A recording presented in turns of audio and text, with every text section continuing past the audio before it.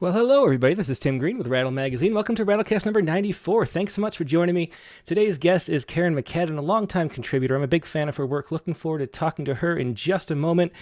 But before we begin, I should say that Rattle is a publication of the Rattle Foundation, a 501c3 nonprofit working to promote the practice of poetry.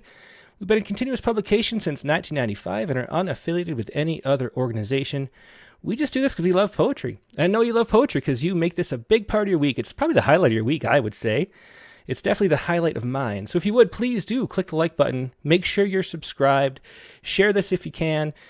And that would be greatly appreciated because that's the only way that poetry spreads around the internet. The algorithms don't really care about poetry otherwise, and that's how social media is. It relies on algorithms. So you have to pitch in and share and subscribe and like and click the bell and things like that. Now, as I mentioned, today's guest is Kerrin McCadden. We published her first issue number 32, and we published several of her poems, a great poem in Poet Respond as well. She's the author of American Wake most recently, which I'll put on the screen right here. This is American Wake from Black Sparrow Press. Her debut collection, Landscape with Plywood Silhouettes, won the Vermont Book Award and the New Issues Poetry Prize. She also has a chapbook, Keep This to Yourself, that was awarded the Button Poetry Prize. She's an NEA Fellowship, Sustainable Arts Foundation Writing Award. Her poems have been in Best American Poetry, Academy of American Poets Poem of the Day, all sorts of amazing journals. And you can find more about her at KerrinMcCadden.com, just spelled like it is on the screen there. And here she is, Kerrin McCadden. Hey, Kerrin, how you doing today? Tim, I'm good. How are you? I'm doing great, and just a pleasure to have you. I've been such a fan of your work for such a long time. And you just mentioned that I had no idea that one of the first poems you published was in Rattle. I was saying that your work is so polished that it was really from the first poem we published. So it's really cool to have you here. Do you want to start out with a poem? I do. Sure. I'll start with thank you for your kind words. I really appreciate it. Yeah, and I think it was back in 2009. So yeah, I'm going to start with What I Have Lost at Sea. What I have lost at sea is a question you insist has an answer. The gap between flotsam and jetsam, begging the question about discarding versus truly losing. And while you explain that flotsam floats up from inside and jetsam is introduced into the water, I think instead about generosity, about walking into the bathroom at work and the paper towel dispenser has already begun its offering, triggered in the dark to roll out its dry tongue before I open the door and switch on the light. How one place where the dark is holy and offerings are made is not the sea, where generosity is not a thing but beauty is. The octopus walking on two legs is beautiful, jet packing away or shrinking into a shadow it makes of itself. Countless waving arms of anemones, the seahorse that never seems to tip, the tiny fans and all the gills, the moray eels in caves, even the shark. I think finding anything in the sea would be impossible. I am not at sea. I have lost everything here. That was What I Have Lost at Sea from American Wake, the new book from Kerrin McCadden. To start out, Kerrin, do you want to just talk a little bit about how you got into writing poetry? I'm always curious about that. Was it something that you did, from a very young age? Was it something that you came to more recently? And what drew you into writing? Like, why are you here, a poet on a poetry podcast instead of any other the million places you could be? Well, that's a great question. I found recently a poem I wrote when I was in fourth grade that was really weird and had some strange comparisons in it and similes in it. And I think I've always been really attracted to the idea of, which is my imagination has always been a rich place. And so every time in school someone would give me a chance to write poetry, I'd be really excited and I would do it. But I fell in love with poetry in high school, was accidentally thrown a book of beat poetry, the New American Poets, 1945 to 1960. And I was so excited that someone was doing something with language that wasn't happening in my English class. That there was so much tension between the words and things were so fun and strange and beautiful. I just was really attracted to the idea of making sense in a different way with language. And there's 100 different ways I could answer that question. But I think I'm also just kind of weird in my mind. And I love poetry for how it lets us find strange connections. Yeah, this book of poems, American Wake, it's I don't know, a very moving collection. I would say, even though the descriptions don't really go into it, it feels mostly about your brother, who passed away after a drug addiction, and the poems about him are just so powerful and just, I don't know, emotionally sort of grasping for the meaning that the and the way that poetry does, really. How did this collection come together? And I know the book, the poems about your brother were part of that chapbook too. So how did you go about putting this book together with the other topics too? Because they talk about family in Ireland and things like that as well. So how was the book coming together for you?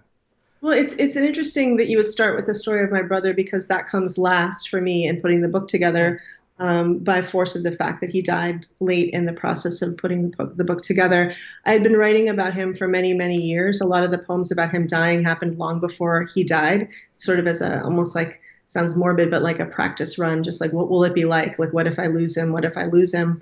So some of the poems that seem to know he's already passed are from 10 years before I lost him. So there's a strange chronology there. But I was writing about home, and, my first book is largely about divorce and rebuilding family. And so I've been writing about that, started going back to Ireland, at this real obsession with home. And I thought, well, how am I going to put this book together? What's going to happen? How's it going to work?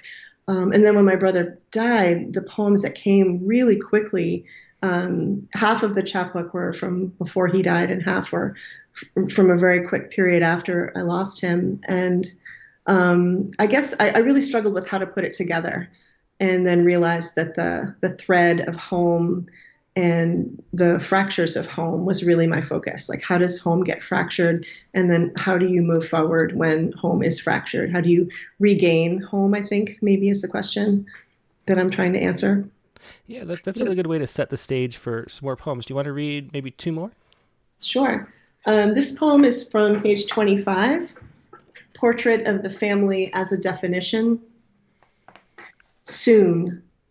From Old English Sona, immediately, at once. Also Frisian, Saxon, Proto-Indo-European, archaic, right now. Has come to indicate the near future. Has come to indicate promise as it will happen. 1.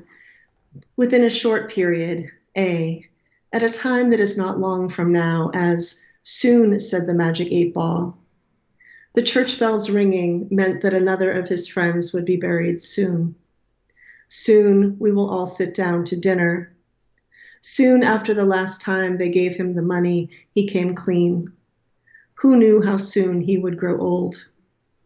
B, in a quick way, quickly, as, how soon can you help us? After you watch the boy through one-way mirrors, how soon will you understand?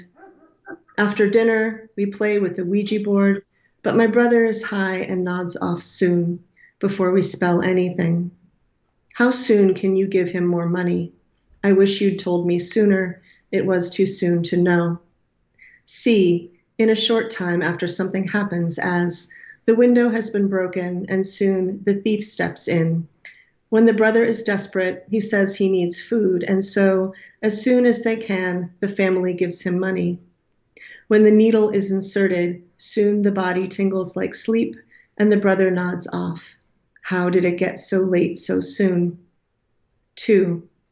Used to indicate one's preference in a particular matter, as the mother and father would sooner do anything than forget. They would all sooner wait for a knock on the door than answer the phone.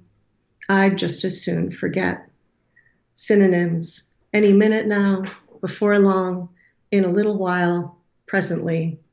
Antonyms: after, afterward, later, never. And that was Portrait of the Family as a Definition from American Wake. Do you want to do another one now? Sure. From page 26, my mother talks to her son about her heart. So what? So what that you grew inside of someone else? It doesn't mean you aren't in here now, in here, right here. Oh, my heart, what's in here is not my own anymore anyway. There's Teflon and stitching. Other people's hands have been in here. By this, I mean to tell you there is room. There is a house in here I had hoped to fill. I saved clothes forever, waiting for more babies, so I wanted you. I always wanted you. A heart has 4 rooms. You are one son. There is room. When I was young and wanting to bring you home, they found the hole in my heart and patched it. I grow older and the outside door fails, and so I get a new one. In the lumberyard of the heart, the materials are strange. Teflon, like I said, for the hole, and a valve from a cow to seal the doorway. Over and over, I shore this place up. Steady, old girl, I say to my heart, and I call in its ticks to the doctor. I love her like I love you, like I have always loved you. She calls me back and reads my stats. I call your sister and tell her the score, that I am always winning another day. Steady, steady, ticks the pacemaker. I keep a good house. You know that. These days, I keep my heart like a summer cottage. The light is bright and warm. I won't speak of anything else. You forget. You forget all the time. You are supposed to come home. You are supposed to know these things. You are supposed to know which door to knock on, that I will open it. And that was My Mother Talks to Her Son About Her Heart from American Wake. These poems, when I, good books of poetry always seem to like center around certain problems or things that the poet are grappling with. And that's why it felt like the poem, like the sort of the other poems around the book feel to me like context surrounding the poems about your brother. Did you find that in the process? I know you said you wrote some of those poems earlier, but and then some of the poems after he died. Do you feel like the poems were a sort of healing process or coming to terms process with what happened for you? Because that, I don't know, it's just weird, but the best poems always seem to be that kind of thing where it's like a personal, like there's something you're trying to make sense of, and then you do, and then we get to learn from your process of making sense of something that happened. Was that your experience of putting the book together?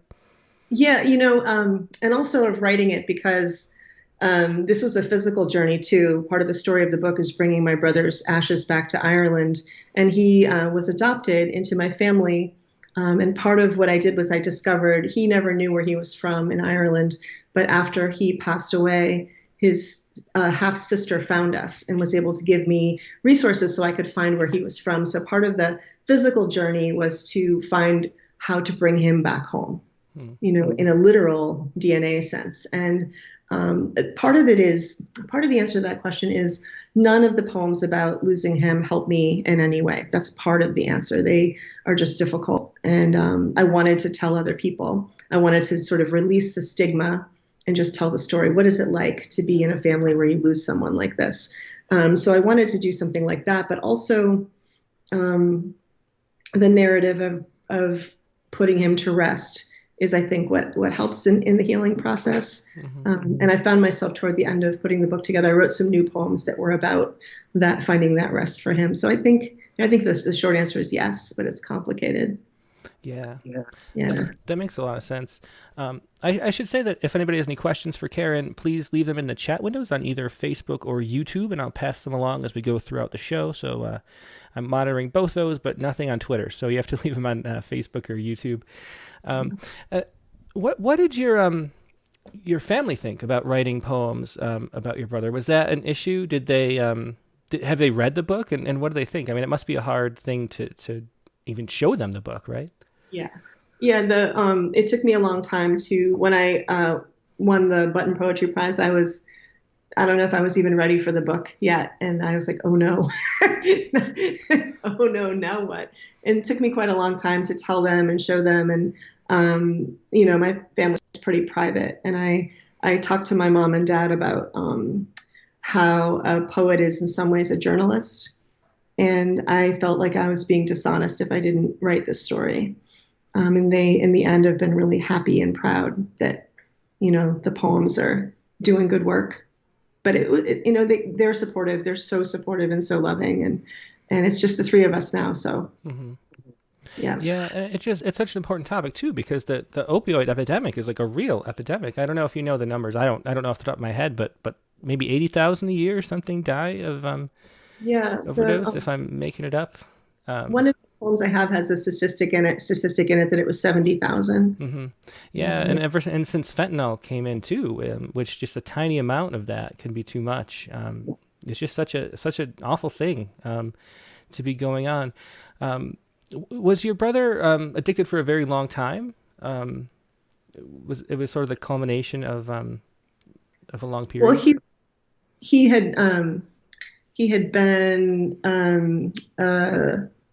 it's hard to talk about. He had been addicted to heroin for a really long time, and most of his adult life, and he was almost 50 when he died, and it was doing really well. And for him, it had to do with pain management. He had broken his neck on a dirt bike when he was young, and I think a lot of what he was trying to figure out was how to manage pain. So it was a lifelong condition. And, in those years, in those decades, that's 3 decades, right?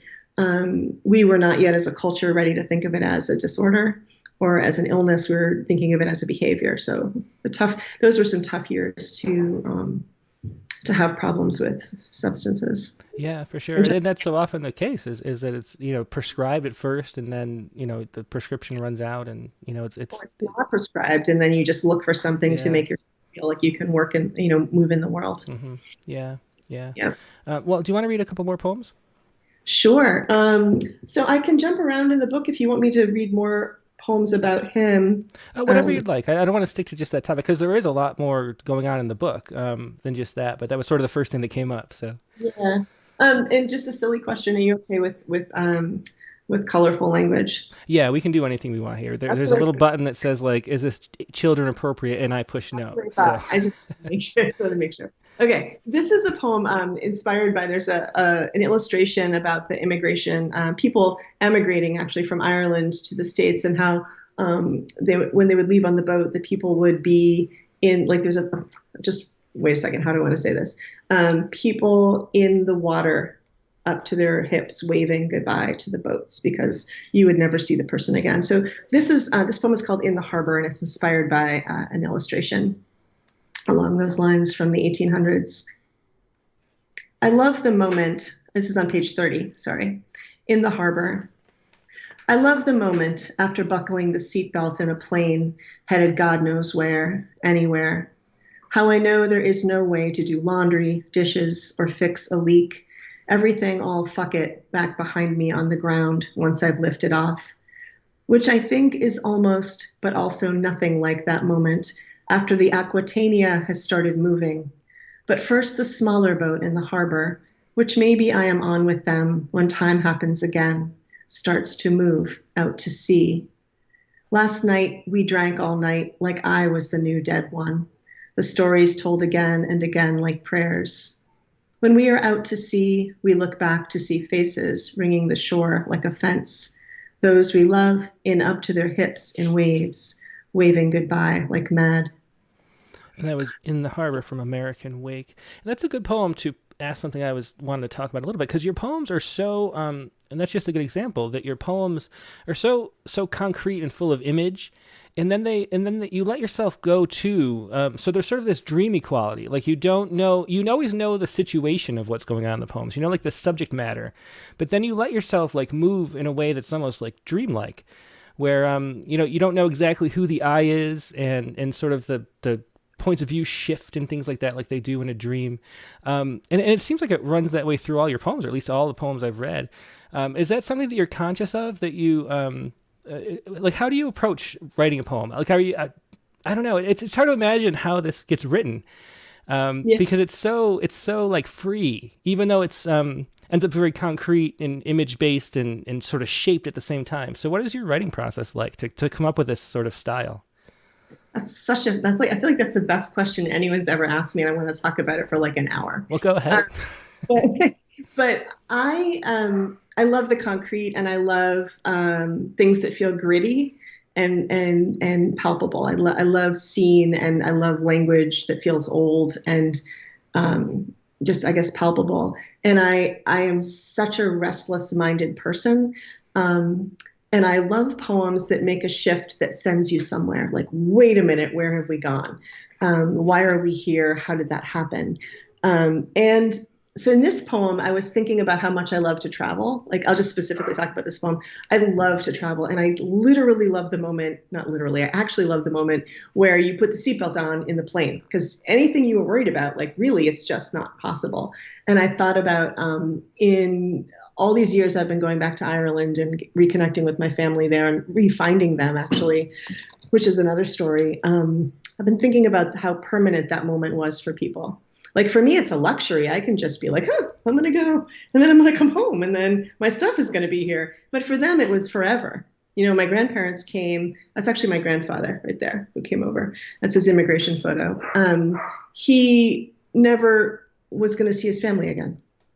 You know, so I was thinking about that juxtaposition of the two, and I wanted to put them together, those two, like the luxury versus the lack of luxury. And I tend to write long poems. In this book, I tried real hard to bring some of them into a sonnet shape to try to constrict and see what I could make happen. I don't know if that fully answers the question, but I'm just really excited by poems that send me somewhere I don't expect.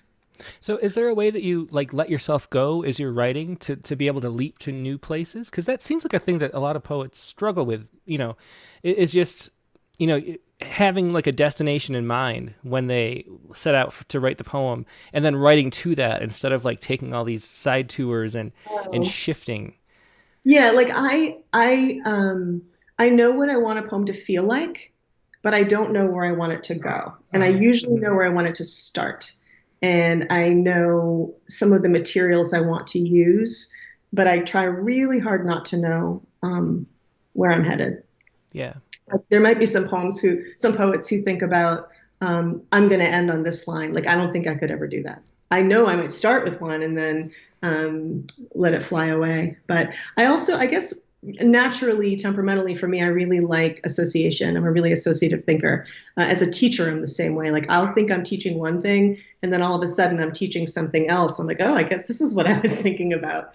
So I'm interested in allowing myself to discover while I think and while I write. And how shaped by language is that process? Because I kind of feel like the same way. Like if I write a poem, I usually start with a line, and then there's like a shape of the sound of that line, and it feels like a line that matters or something like that. And I don't know why. And then it's like the rhythm and the you know, vowel sounds and things like that will like sort of generate where it goes from there. Is it linguistic based or is it more imagistic based for you? Oh, sorry, that's my poodle's cameo for the night. Oh, great, this is going to be good. Sorry. It's oh God. Sorry. That's okay. He can talk to my dog. My dog's over here. You just get them going. So the question was about language based. Sometimes I start a poem with a word bank. Like, I know I want these words to be in this poem, and I don't know where they're going to go. And they'll often be words that I want together because of the way they sound. And then I'll figure out, and I'll let them dictate what happens in the poem. So sometimes I build a soundscape ahead of time.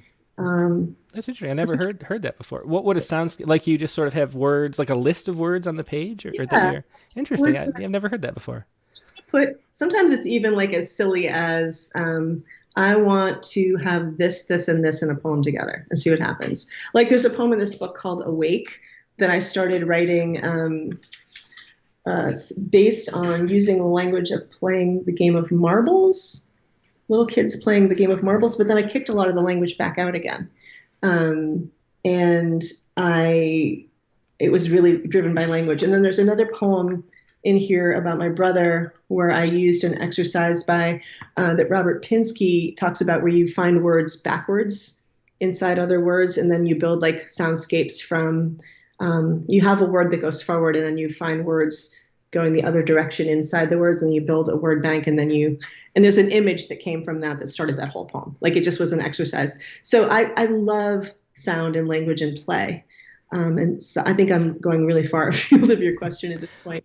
No, that's good. That's what we want to do.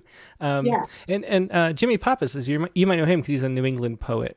He asks, his Kerrin's theory of writing sounds like Richard Hugo's, The Triggering Town. Was his work an influence on your writing?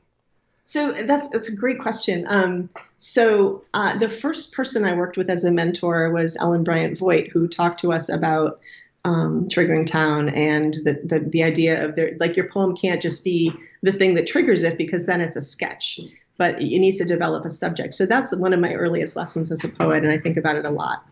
So yes. And then just one more quick question. This is from Daniel Mask. You already mentioned one of them, but the pictures in the background. He says, family is important in your work.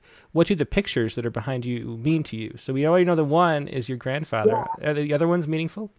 Yeah, they're all, well, I don't know about that lady right there. That's just a picture I like, but they're all my family. They're all people, and the other wall too. They're all my grandparents and my great-grandparents. They're from Scotland and Ireland, but I was raised with my grandparents from Ireland, just really close with them, and their stories and their lives were really mysterious to me, which is what drew me to try to find out more about them after they died. Mm-hmm. And how old were they when they came here? It must have been like, I'm guessing like the 30s or 40s or something. They came in 1922, and they were born in 1900, so they were 20 and 22, and in Boston. They came to Boston, so they're part of the whole Boston Irish. Well, do you want to read a couple more poems now? Yeah, sure. I'll read the title poem because I think it explains a little bit. It gives me a chance to explain the title of the collection. It's called American Wake, and it's on page 35, and it starts with a little epigraph that is a song that was sung in my family's from Donegal, Ireland. A song, and the epigraph is, "The land is too small to serve all, and we must cross the sea." And we all, I think we know in many ways that the land was not too small to serve all, that there was a whole British theft of food for decades. But that's the song. I won't wax political right now. And the idea of the American Wake is that the night before the family was going to leave, the child or the young adult was going to leave, the family would hold a wake for the person who was leaving. It was just like a wake for someone who died, but then, of course, the person isn't dying. But the reason you would do that is because you'd never see them again. So it was a way to pass them on to their next life. American Wake. Hold a wake for the living, the leaving.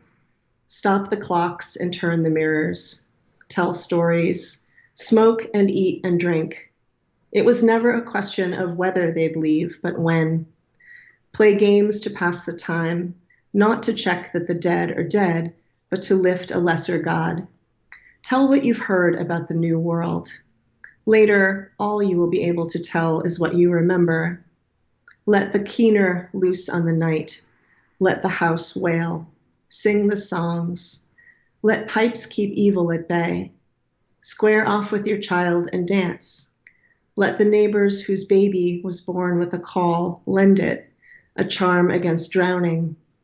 Give dry cakes for the passage, a box of eggs. Roast frogs, grind them to a powder, and bake into bread to safeguard against fever. Take no shortcuts to the dock. This is it. The bees will tell the other world who's gone. And that was the title poem, American Wake. And yeah, that was a thing that just came up in my head reading this book a lot, is that like what it must have been like. I never thought of it that way. But it must have been like coming to the new world must have been like us going to Mars or something, you know? Like even if we go to Mars, like we would have like video that we could send to our relatives back. But here we have like letters that might get there in a year or something. Right. And my husband's like, "Would you ever want to go to Mars?" I was like, "Hell no. No, I would not. No, that's not a thing I want to do ever." And I think it's very similar to what they went through. Yeah. What was it that made them do it? Is there something they were searching for, or were they sort of searching type people that wanted an adventure?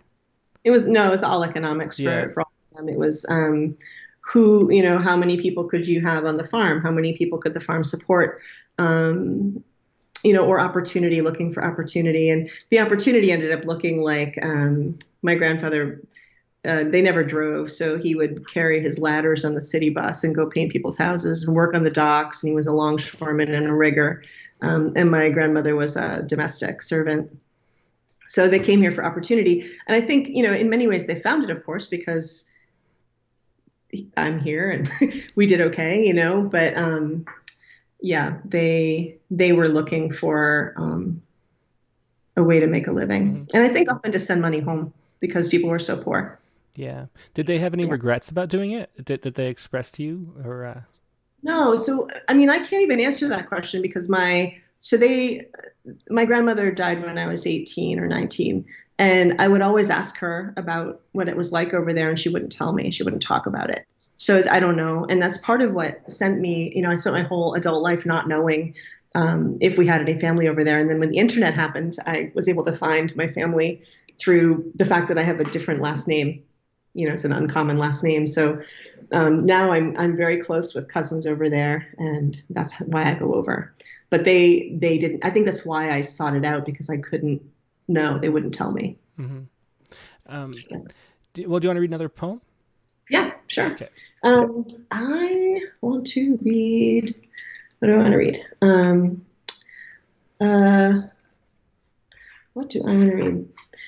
This poem is called "The Magpie, a Key." And the magpie is a bird that one of the things I love about going over to Ireland, and I do try to go every summer, every other summer when I'm done teaching. The birds are different over there. None of them are the same. The crows are different. The robins are different. Every bird is different than what we see in the States. So I love the magpie, and it's a very sort of folkloric bird over there. The magpie, a key. One magpie means watch out. One magpie in the yard means stay in the house. Two magpies in the lane mean don't go farther than the roadside. A magpie walking with its beak open but quiet means go out but come home quickly. A magpie calling means something will happen en route. A magpie on the clothesline means watch your back. Two magpies in the hedge mean don't worry about what the sparrow that hopped inside your open door means. A magpie flying or a tiding of magpies means place large bets against tomorrow. A tiding of magpies spotting the sloped field means the old man up the road is lonelier right now than you are. A magpie on the fence means leave the mail in the box. Two magpies, one flapping its wings, mean yesterday was better than today. A magpie landing in the dooryard while you are looking out the window means your systems are working steady on. A magpie mentioned by a neighbor who stops by means what you said first made poor sense. A magpie pecking at the gravel means work harder on how to speak after long silences. Two magpies walking together away from the house mean draw the curtains and the door. Something you don't know is on its way. A magpie under the rhododendron means you have not hurt anyone or questions and answers have come apart. Two magpies in the old garden mean choices are long shots. A magpie, two magpies in a rough wind or rain mean making anything or minding anything is a slow race home. Two magpies on the stable roof mean the days have packed their bags. One magpie making a nest has stolen what you love.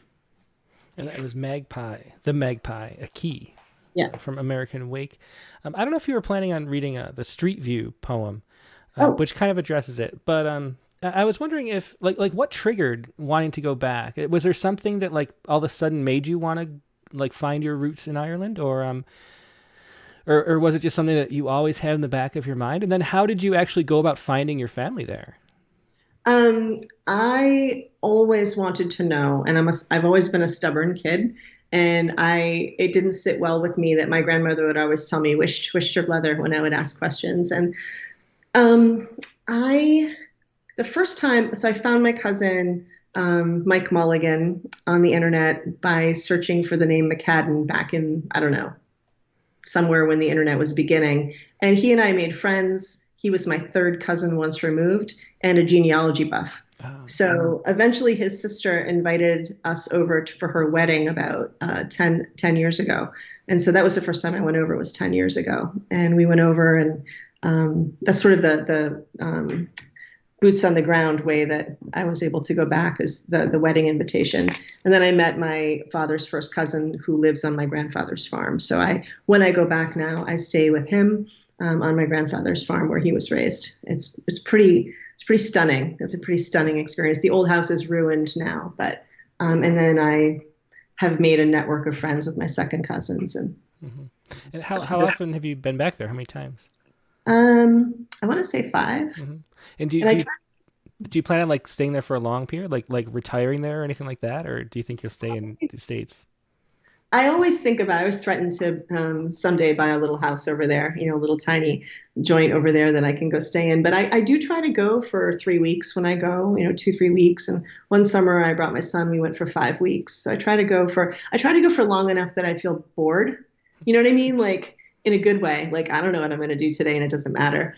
I'm just here, and I think a lot of the poems I wrote over there have that feeling of just sort of the dreamlike, I don't know what today was, which is sort of what I was seeking by going over there. I just wanted to feel like it wasn't special. It was just a place I could get bored, Yeah, for sure. One of the things, you are a teacher, but a high school teacher, which is a little bit unusual for, most poets we talk to are college professors. And so, I mean, if they teach.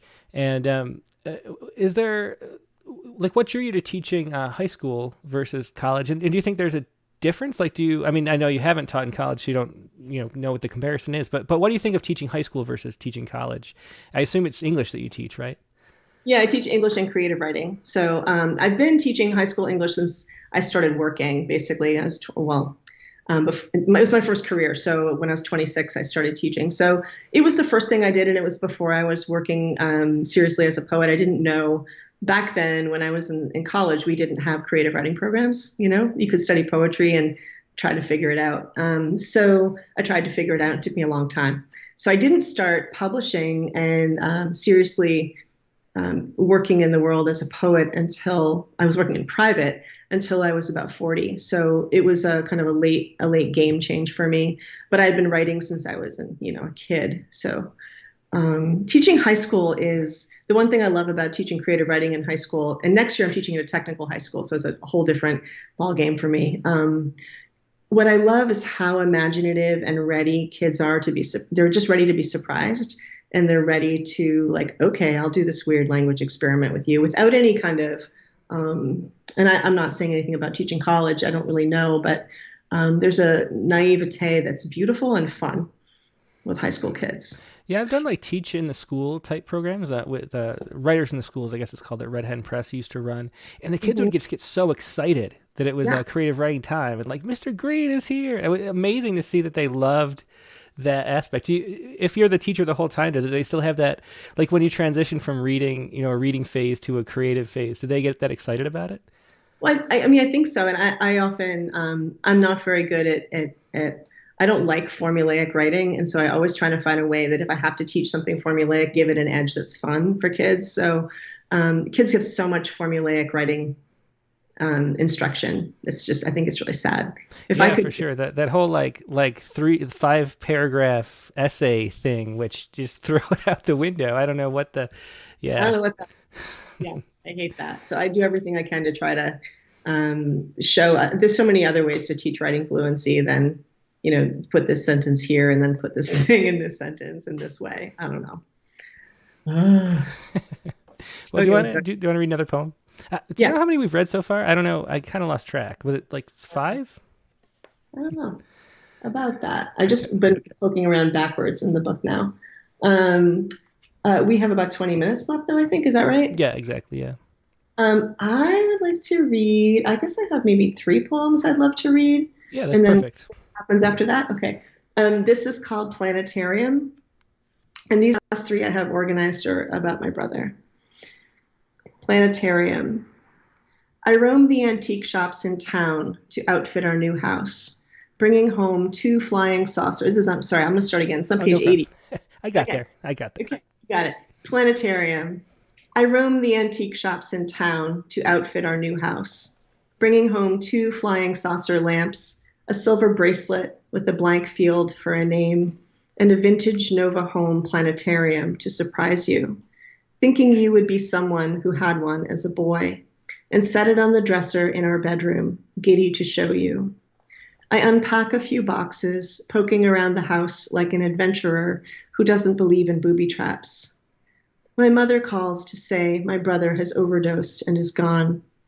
Her voice is a long and terrible song that grows a crack in my chest, or my bones double. Our home becomes a replica of a home, twice as big as a place I can call home, then collapses flat. I make some necessary phone calls. Friends come to sit with me in pajamas and listen. That night in bed, I stare at the ceiling and tell you every story.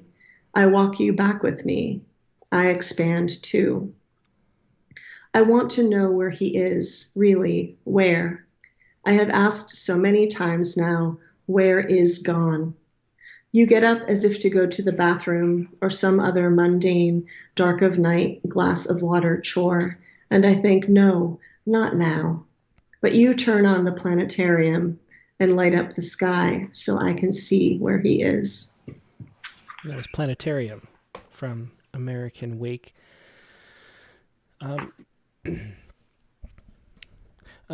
It was interesting. I mean, you wrote, a lot of these books come from the chapbook. And I just think that's such a great way. We publish chapbooks with the Rattle Chapbook Prize.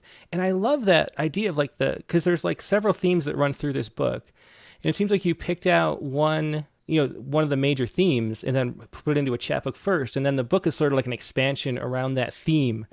And I just think that's such a great way to publish because the chapbook is sort of like its own unit. And how did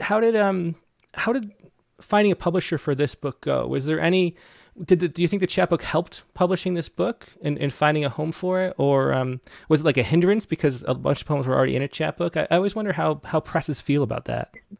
Well, I mean, this is a separate. I think that there's one review that somewhat not criticized, but somewhat criticized that the chapbook that this book is maybe I can't think of the words for it, but that the chapbook was really tight in one thing, and then this book becomes a sort of much bigger thematic mess, if you will. Which makes me happy. I'm happy to have a big thematic web happening. So there's that. I think that was one of the things that's been kind of a danger to me is that the chapbook was so cohesive, and this is a much bigger kind of ramble into the theme of home.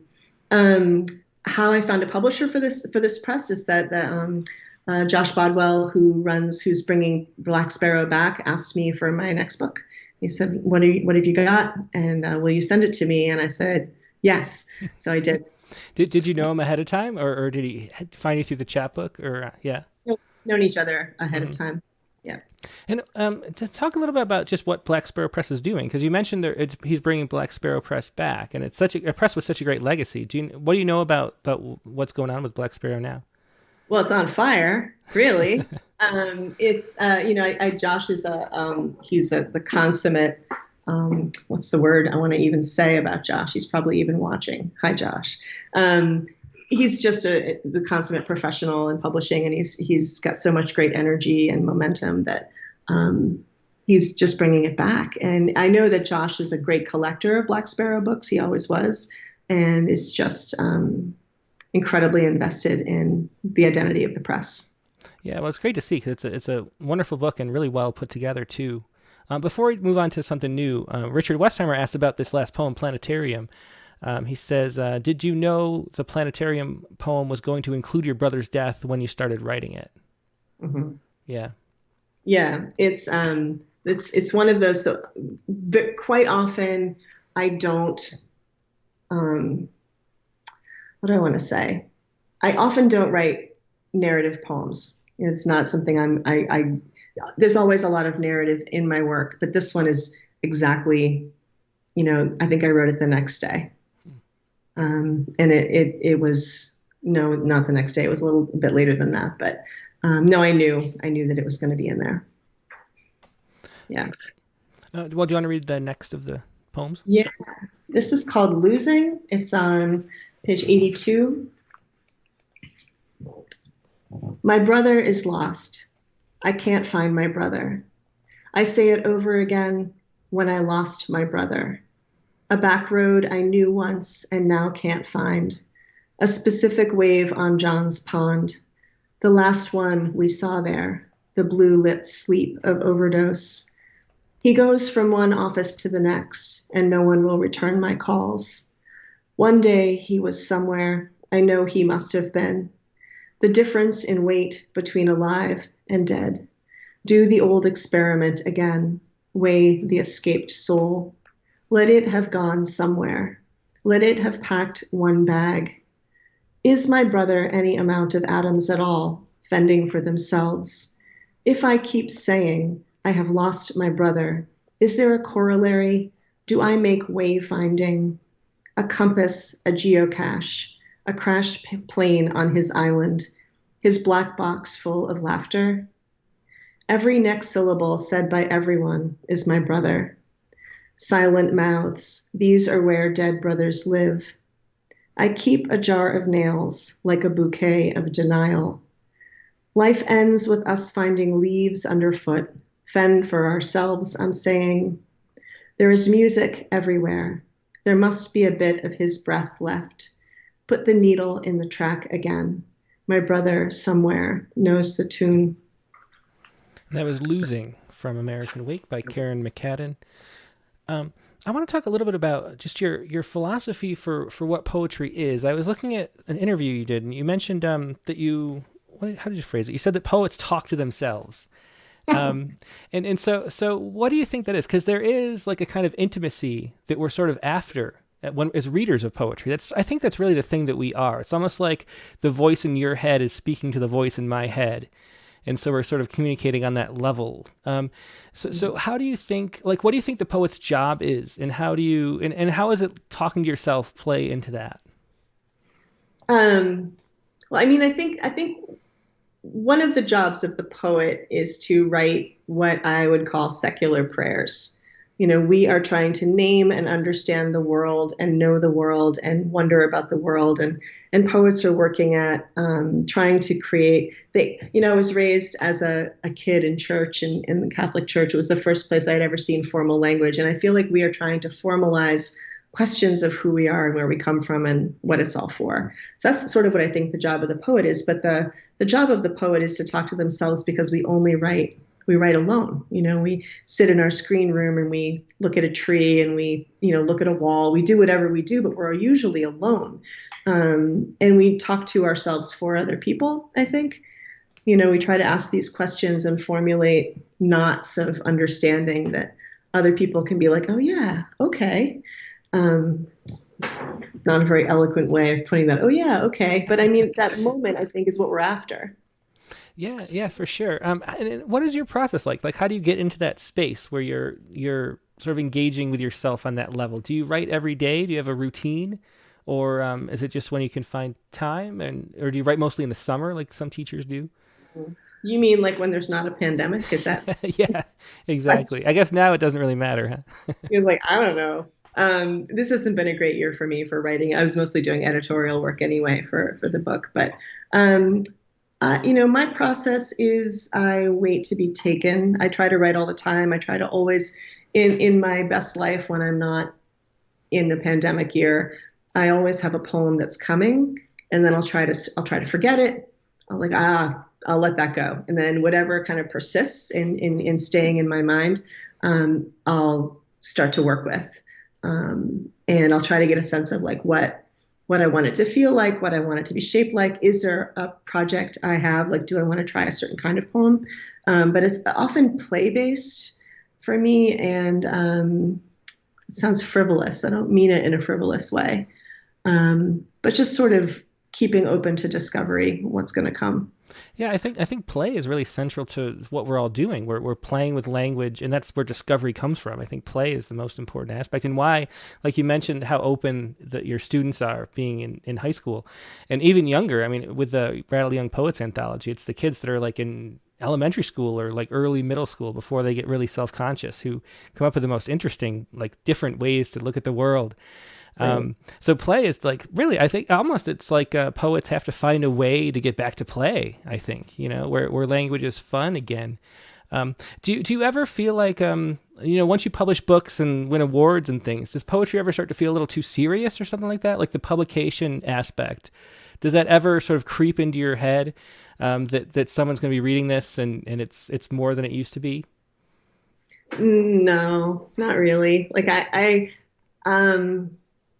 guess like I don't mean to sound glib, but I feel like I guess I'm always living for the next exciting thing that's going to happen in my mind that I want to pursue. Like right now, I don't know what my third book's going to be. That feels so exciting. Like I don't know. I have an idea about what it might feel like. There's that thing again, like, well, it might feel like this. I don't know. But I love the precision of the practice of craft of writing mixed with the I don't know. That's that's the most exciting thing to me. And now I forget your question. I was just asking if the publication aspect ever interferes with the creativity, I guess, because you're going to have readers. I think for me, when I first started out enjoying poetry, it was just a fun thing to do, and I never really thought of anybody reading it, and then once I was like, oh, people are going to be reading this if I publish it. I don't know. There's some kind of like block that sort of it's hard to keep from developing at that point. It stopped being play as much, which is why your play question brought that thought. But that's never a problem though? Well, I mean, I think it is a problem, but I'm just wondering if maybe this is a piece of it. Like, I have a really robust writing group. The pandemic, again, it hasn't been really big for me this past year, but most of the time, I work regularly with a group of writers I really respect. And whether it's local friends my local group, which is who I'm talking about, or friends from afar where I can say, hey, what do you think of this? Like, I have a lot of sort of spaces to audition work and get feedback. So I have a lot of pre-readers, which helps me not care. Yeah. Like I figure if these people I respect like this or tell me it's crap, then I know what's next. And then if an editor doesn't like it, then it's sort of okay. Like, yeah. Then it's just the editor's fault for not liking it. Exactly. My buddy liked it, so whatever. Yeah, totally. Poets people hate this question, but everybody wants to know all the time. Who do you love reading the most? And what's the last book that you loved? I know, but everybody wants suggestions and they always ask. So what books do you recommend right now? I'm going to get the title wrong, but I'm super excited by Charlie Clark's first book. It's called Something Employee of the Museum of Ruin. What is the name of that book? It's on my bedside table. That's my most recent favorite book. Yeah, the newest employee of the Museum of Ruin. You had it perfect. Yeah. Just a brilliant book. That's my new favorite book. And you mentioned that you don't really know what your next book is going to be about, but do you have like an idea? Like, do you feel like you've moved on from this topic, or do you have something new? Is there a new sort of thing that's itching at you? And what is it kind of? Can you articulate it yet? Yeah, I can say quite a bit about it actually. I would like to write some poems that are a little less personal. Mm-hmm. They're tiring, I feel like this book is very much an autobiography for me. It's very much like a memoir, not autobiography, but like a memoir in verse. And it's heavy and it's a lot. And it's got, divorce and childhood family, nuclear family, loss, new family. It's just got a lot of personal stuff in it. And so I have this like working title for the next book that's probably not the real title. It's called Curio, like the idea of a curio cabinet, that I would write a bunch of poems that are much more imaginative and fun and maybe philosophical and outward looking, mm-hmm. rather than inward looking. Get a series of love poems to Evel Knievel that I love. Just maybe some more to have more fun. So that's my. But then, of course, probably I won't. But that's that's what I'm hoping. Yeah, well, reading your poems, it feels like it just reminds me so much that what poets are doing is sort of myth making. Like, we're sort of making, and you're making myths out of your life and your personal experience here in this book, and then making myths out of other things is really important and interesting too. So I'm looking forward to seeing whatever you write next. Do you want to finish up with a last poem or two if they're shorter? I'll just read one. Sure. So this is a poem that's it's called In Event of Moon Disaster, and it's from the epigraph. It's from Nixon's alternative speech in case of a failed moon landing, 1969. And so this poem is built only of words from the alternative speech in case the moon landing failed. It's on page 83. And so I sort of sculpted this out of words. It's not an erasure. The words don't come in order, but it's just built of only those words. In event of moon disaster, the mother should telephone the constellations to find her son. This is a burial at Moon Sea. Others to be will follow into the unknown, and whoever looks up at the moon prior to prayer will remain foremost in a state of undermending. There is no recovery for their hope. In ancient times, our heroes looked at stars and saw our hearts stirred in. Families should adopt the same procedure. Nights to come, the brother in the corner of another world will send for friends. They will stay on the moon to rest in peace. Yeah, that was such an interesting poem. I think I'd heard that there was a speech like that, but I never read it or thought much about it. Yeah. It's a beautiful speech. Yeah, that's really interesting. I mean, I don't know, just the thought of it and then turning that into a poem was really cool. But Kerrin, thanks so much for being a guest today. It was just a pleasure talking to you, and the comments are just full. People didn't ask many questions because everyone was just saying, beautiful, amazing, these poems are just incredible. And so we really appreciate talking to you and getting to share a night with your book, which was just a wonderful book. I really enjoyed reading it too. Hope everybody picks up a copy. Thank you, Tim. Thank you so much for having me and for your fabulous questions. It's always fun to talk to you. Yeah, my pleasure. Have a good night. You too. Bye. Bye. So that was Kerrin McCadden with her new book that just came out from Black Sparrow Press. This is American Wake, and you can find the details here at the bottom. And you can pick up more of Kerrin McCadden's work at KerrinMcCadden.com. It's spelled like that, KerrinMcCadden, KerrinMcCadden.com. So pick up a copy of her book. Just a wonderful one, American Wake, and her other books are great too. So just a wonderful poet, and it sort of has been from the start. That early poems that she was publishing were really amazing too. Now we're going to move on to the open lines in just a minute. We have a whole bunch of people lined up already. So let me put up the numbers and tell you how to do it if you'd like to participate.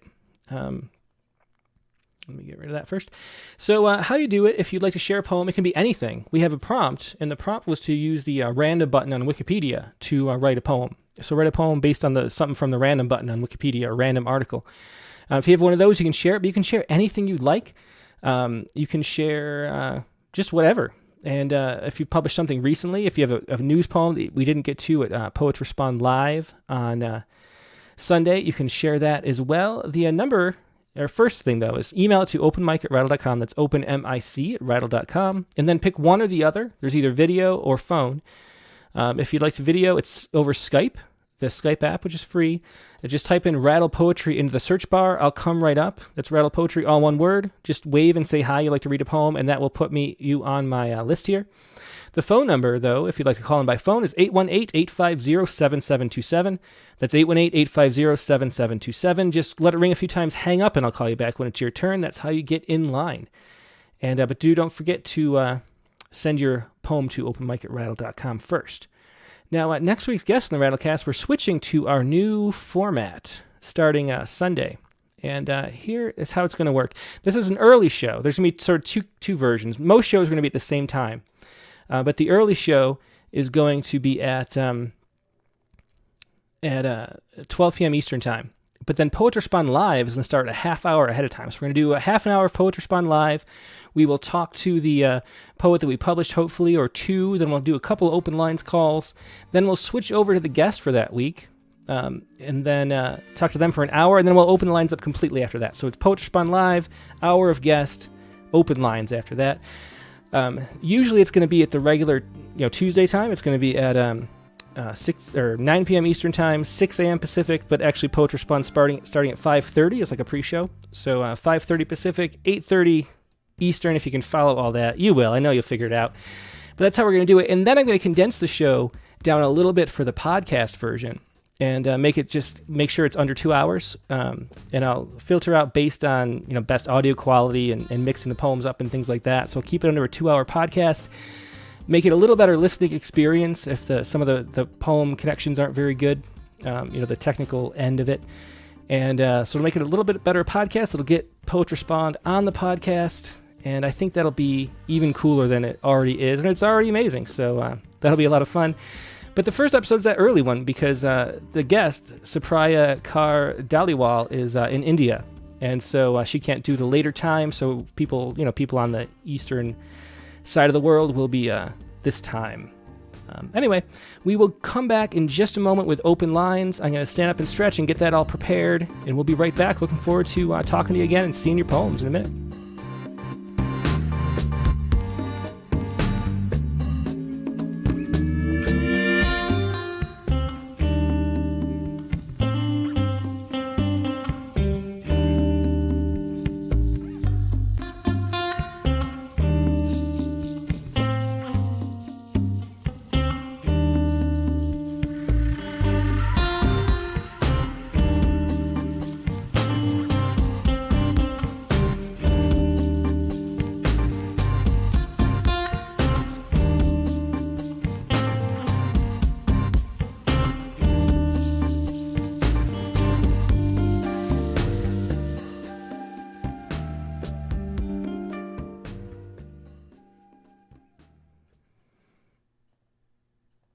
And I'm back. Thanks for letting me get these poems organized and stand up a little bit.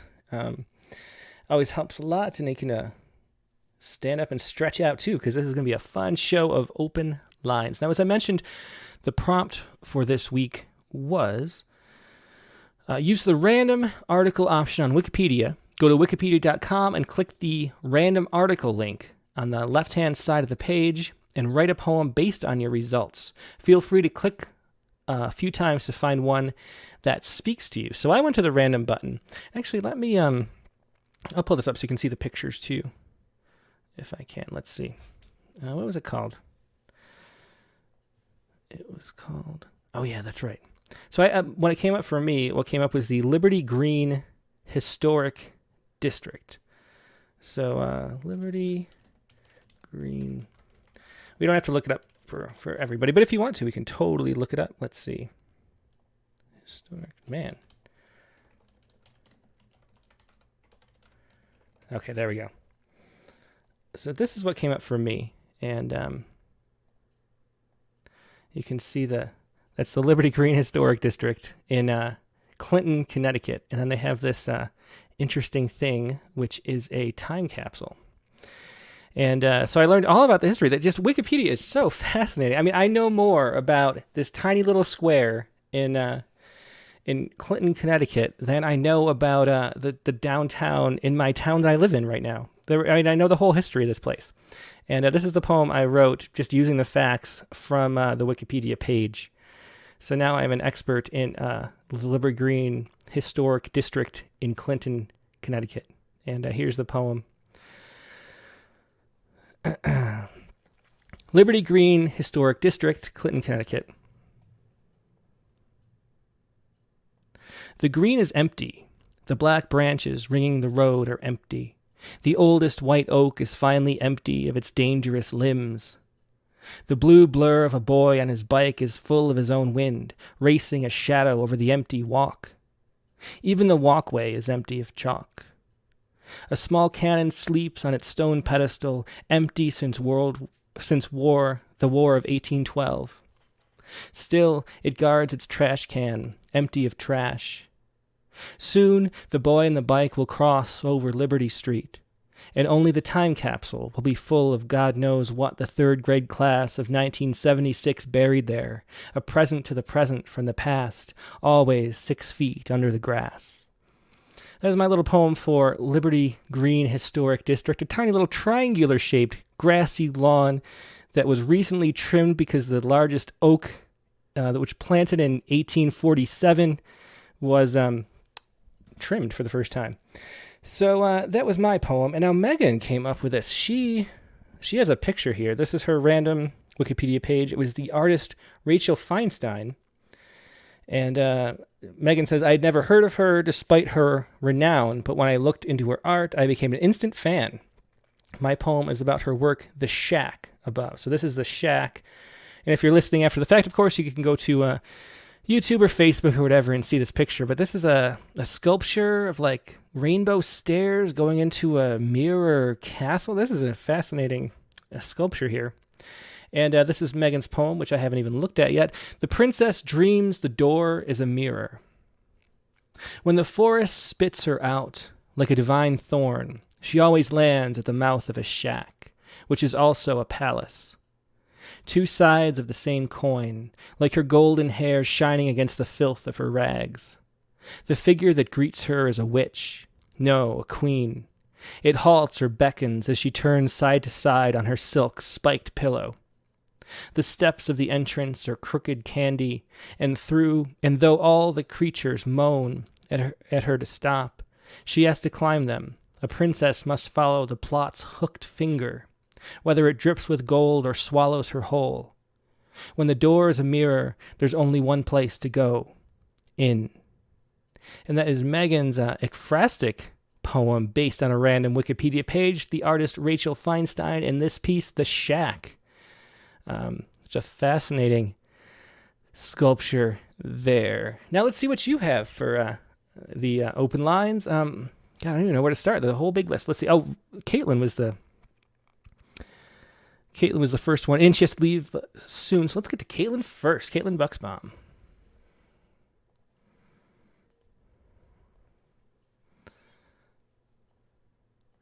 Hello, Caitlin. How you doing? I you and forgot to mute you, and so that was confusing. No problem. Okay. Yeah, so how you been lately? You haven't been on in a little bit. Yeah, I don't know. Stuff's been going on, I guess. And here I am. It was a good prompt. I got a new, sorry, this is totally unrelated. I got a new mic for recording music, but I haven't figured out a good way to make it work with the headset for just talking. So oh, really? Well, you sound good whatever you're on. It's good. Well, I'm on the normal thing. It's just okay. My mic was in the frame there. I had to push it over there. Anyway, yeah, so I clicked the random button. I don't know if I've ever actually done that before. Yeah, I didn't know they had one until Megan had this prompt. So that was kind of fun. It was a good one. I might just use that instead of Facebook, which I hate. So if I'm bored, I will click the random button now. Yeah, no kidding. So I didn't actually pick the first one. I like to try and use the first one, but this time I was like, I'm just gonna keep clicking it. And so I had like 12 that I saved and said, okay, I'll just pick whichever one inspires me the soonest. And so I ended up with this one on malacology, which is the study of mollusks. Interesting. And the poem I wrote is very metaphorical. I basically only took the title to inspire this, but sometimes that's how it goes. So anyway, okay, that's what I got. So go ahead whenever you're ready. Okay. Malacology. There is a slowness to every movement made in the wake of heartbreak. A spiraling ache that dulls the senses into believing the body is nothing more than a shellless mantle, a soft, slick sack of sadness, ripe for extermination. But study the self long enough, and survival appears within reach. Progress isn't pretty, but the turns of tenderness carve a path. Excellent. Good choice for a poem. Malacology by Caitlin Bucksbaum. Thank you. Yeah, thanks for joining and sharing a poem, Caitlin. Mm-hmm. Yep, have a good night. You too. Bye. Yeah, I was going to say, me and Megan sort of had a dare maybe that I said that you should do it without even, just writing a poem about the first one that you come across. And she said, I bet you can't do that. And I did not. It was the second one. The first one I came across was a one-sentence Wikipedia article for an ant, like some common ant. It was like, Maya lacodictylis or something. And it was a common ant in Europe. And there was no information on the page. Then the second one was the one for me. So, that was part of the prompt. You can do as many as you want till you find a good one. And there are a lot of very slender Wikipedia articles too. Okay, so let's go next to, next in line was Angela Gartner.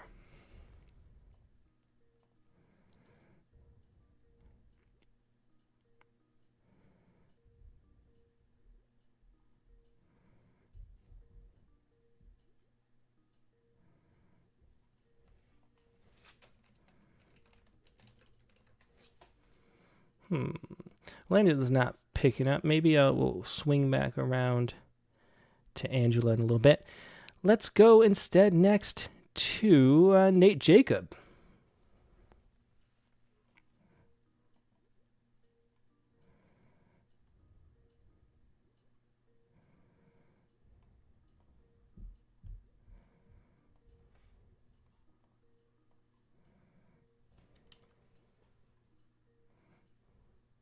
Here he comes.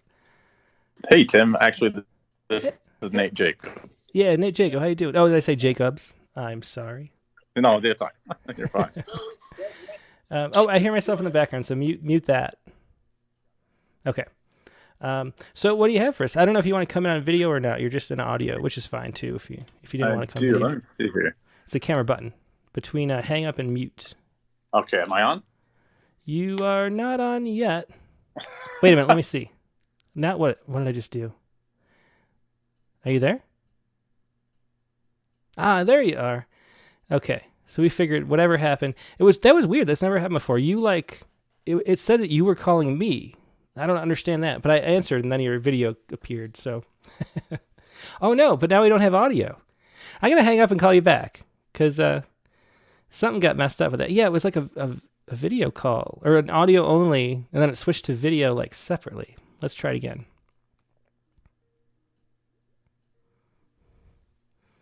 Let's see, hopefully get audio and video this time. There we go. Can we hear you now? Oh no, we can't hear you. Shoot, something got all mixed up. Yeah, we can't hear you. No, we can't. Let's see. I'm gonna try. Let's just do. Maybe we can just do voice.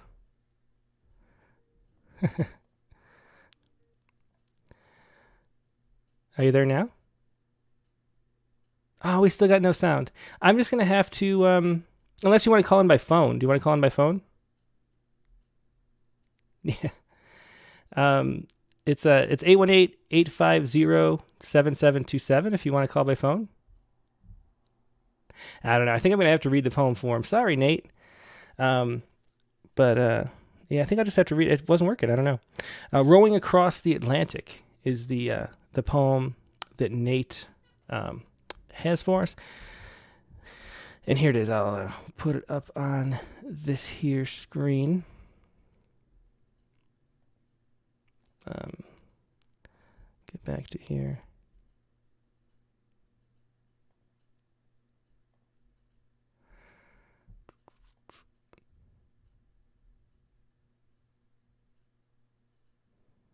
Well, I can't get it up.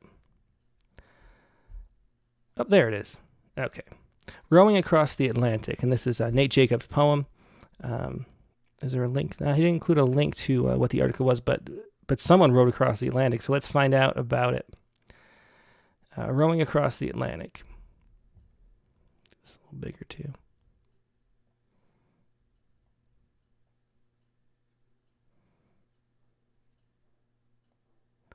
Okay, Rowing Across the Atlantic. I have only just landed, sun-dried, sea-legged, and salt-crusted stranger, on the first rocky jut I have seen, having rowed clear across the Atlantic, when I had intended only to stay afloat and at sea for the remainder of my days. This is my beginning in spite of its name, Le Bout de la Francais, the end, according to the bobbing fisherman, who finally reeled me ashore.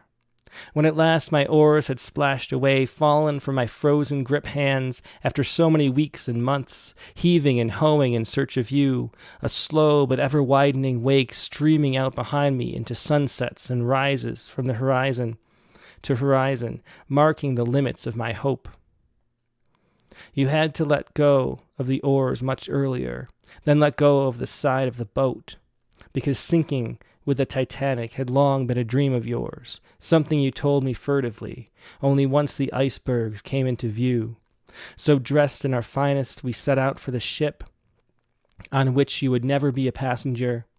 Now I try to explain how I arrived in a dinghy, dressed in the rags of a funeral director, while you will forever explain to the angels why your name does not appear on the manifest.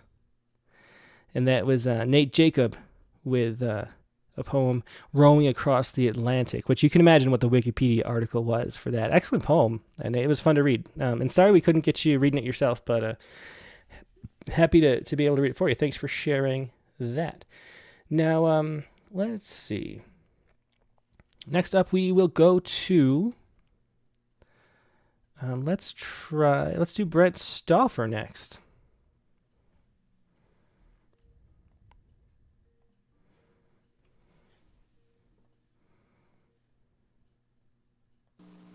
Hey, Brent, how you doing this evening? I'm doing great. How are you, Tim? I'm doing excellent. What do you have? What was your Wikipedia article? Well, it was a great prompt, and this was about my fourth or fifth random article. Two of them were about run-of-the-mill moth family creatures. Yeah, I can't believe they had just a single line, and it was like the Latin name, and that was it, pretty much. Yeah, I'm surprised they have that many pages like that. Yeah, and they call them stubs. There's a thing at the bottom that says this article is a stub. If you would like to expand on it, Oh, that makes sense. I didn't notice that. Yeah. But no, I landed on the term parallax, which is a pretty big topic, and within the bigness of the topic was a small one that I was familiar with called parallax error, which is in photography, it's when in certain cameras, if you look through the viewfinder, you're not seeing what the camera lens sees.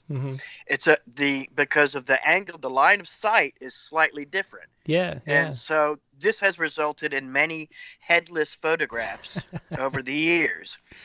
And so it's interesting this comes up though, because that's very relevant, because that's what all the UFO videos that are all over the place. It's parallax, making like a balloon look like it's flying. I can, because the jet's flying past a duck or something, and then and it looks like it's flying at 1,000 miles an hour. It's just that the jet's flying past the duck and the scenery's flying by behind. Yeah. Okay. So it's very relevant though. Very relevant for this week. I bet that as an Art Bell fan, you're excited about the UFO stuff coming out. I think it's all nonsense, actually. I mean, as an Art Bell fan, I've explored these kind of topics. I'm very interested in like weird topics, but that means I'm also like interested in debunking. And these are just all so easily debunked. Like, they wouldn't even be good guests on Art Bell. I mean, like, go back to that, what was that one where some guy was, like, flying into Area 51 in a plane. He was, like, calling from a plane, and they were shooting at him, supposedly. There was some great stuff on the old Art Bell. The CNN or wherever you're watching the UFOs now can't do it justice. Yeah, you're right. Anyway, big tangent, though. So this is parallax error. Sorry. Right. Okay, and what do you call the little quotes at the beginning of a poem? Epigram or epigraph? Yeah, I don't know the difference either, actually. I wanted to say epitaph. I knew that wasn't right, but well, hopefully not. So this one is from a book by Zizek called "The Parallax View," which takes a really broad philosophical look at the subject. Anyway, it starts like that. Parallax error. Sure, the picture is in my eye, but I am also in the picture. Slavoj Žižek.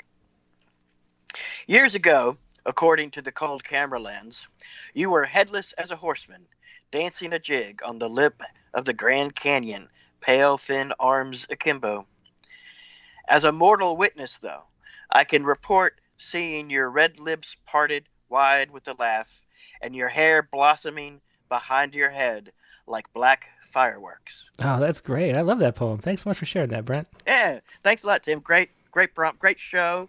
I like the way the first two poems had the word wake in them. That was neat. Yeah, that's true too, huh? So, strange. Yeah, pretty cool. Yeah, well, all right, care. Thanks a lot. Yep, have a good night. You too. That was Brent Stauffer with Parallax Error. And let's go next to... Let's see. Next we go to... Oh, we have a new Joseph Cecchini, I think maybe you'd say. We'll call up Joseph next just so he's a little prepared since he's a first-time caller. And let's see. They have an unknown person. Usually that is... Let's see. Yeah. Usually it's Carlton Johnson. He asked that I read for him, and this is the Wikipedia page that Carlton Johnson had. It's Posidonius crater. Interesting. So let me put that up on screen. See you later, Brent. This is Posidonius crater. Is a lunar impact crater that is located on the northeastern edge of Mare Serenitatis, I guess you'd say, to the south of Lacus Somniorum. Just two places on the moon I never heard of. It was named after the ancient Greek philosopher and geographer Posidonius of Epimea. The crater Chicornac is attached to the southeast rim, and to the north is Danielle. And there's a picture here. I'll just put it on screen in the middle. That is the crater in question. Very interesting. Well, let's see what Carlton Johnson came up with for this poem. Here it goes. He also wrote, the title is both the name of a crater on the moon, a Greek philosopher-scientist, sounds like the god of the sea, but with 2 additional syllables, is what he said. And here we go. This is Carlton Johnson's poem, Posidonius. Posidonius crater. Anagram by Carlton Johnson. Posidonius rises before me on a limb of the moon, one of many craters named dead famous men. Igneous rocks and flows created at its early life, fire words of turmoil and ashen strife. Do you think there is not a time to wanderlust on top of the moonbeams and stardust? Now you awaken to the blinding, ignoble rocks, now redefining underneath the falling arc of moonglow. Silence awaits in this chasm filled with lunar snow. Got rhyming couplets there, Carlton. An anagram poem. Interesting. Let's see. Okay. Next we will go to Julian Matthews is coming in too. So we're gonna do we will do Joseph Ciccini, and then we'll do Julian Matthews. I know I saw Joseph's poem here. Here it is. Or JD. How you doing, Tim? Hey, JD, how you doing? 1 second, I can't hear you yet. Oh, no? Can you hear me now? Uh-oh. Can you hear me now? Let's see. Well, maybe we'll swing back to JD after we do Julian Matthews. I'm not sure what was happening there. I don't know. The last couple of weeks, the technology hasn't been up to par as much as it usually is. Oh, he's got a Poets Respond poem for us.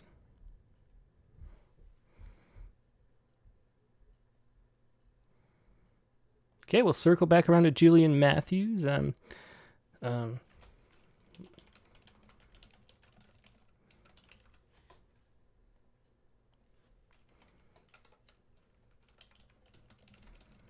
Okay, let's swing ahead instead to, let's do Vicky Miko.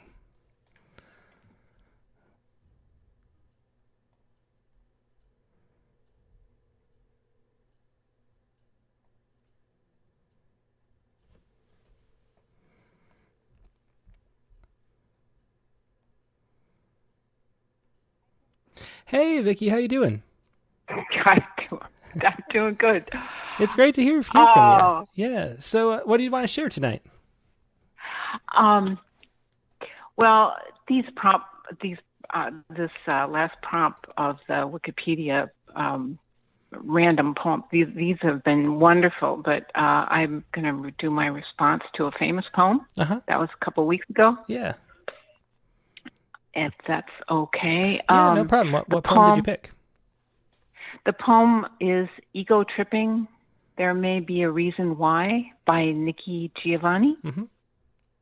And she's a recognized activist and known as one of today's leading Black poets. Yeah, for sure. And a great reader, like a great presence, and as she delivers too.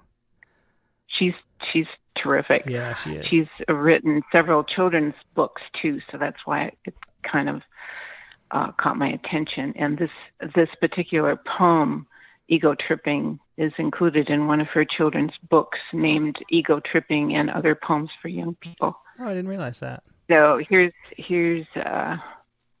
my response poem. It's called Proof of Dreams. No, I wasn't born in the Congo.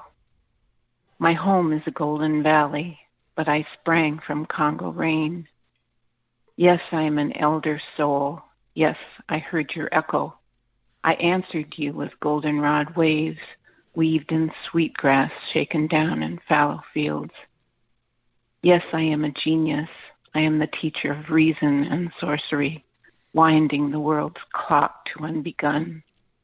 I am a sister to Hanging Cloud. She became all the dreams before me. The weights of brass weighed me down. The mercury rose. In Old Woman's Bay, the face was always mine. My middle name is Laurentia. My brother is Ontario. My other brother is Centaur of the North. I invented North to face the headland South. Planted coreopsis in one row, watched them spread over every hill and valley. It was a yellow valley. I shook all the petals and made the sun. I invented East and West. When I talk to Earth, it answers in clarion code. Yes, I have God in my eyes, though I don't believe in God. No, I never had a daughter, but I am a beautiful woman. No, I never had a son, but I am a beautiful woman. Yes, I have tears I can't write about. When they died, my tears didn't. We made the rain. Yes, I know what dreams are. Dreams are reason. I discovered reason. Yes, you invented clarions. Clarions are the source of magic. Yes, you invented magic. Magic is the proof of dreams. I invented dreams. Oh, that was beautiful. I love that, Vicki. Thanks so much for sharing that. Oh, thanks. And great reading of it, too. I think it's the first time I've heard you read a longer poem. It's always been haiku or haiku, things like that. And it was just a great pacing and beautiful lines in that poem. That was wonderful. Thank you so much. Yeah, well, have a good great night, night. Vicki. Yeah, you too. You Bye. too, thanks. Bye-bye.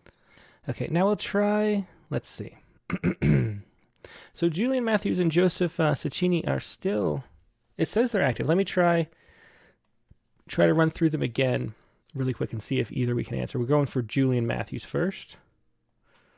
See if we get an answer.